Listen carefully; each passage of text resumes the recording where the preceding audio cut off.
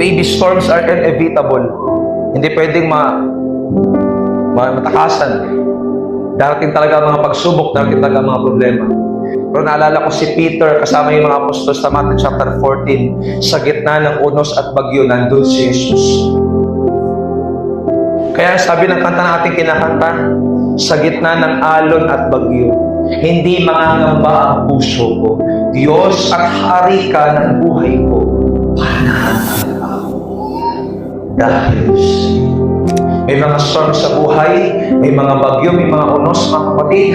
Invite Jesus. Amen. Because I see Jesus. Hallelujah.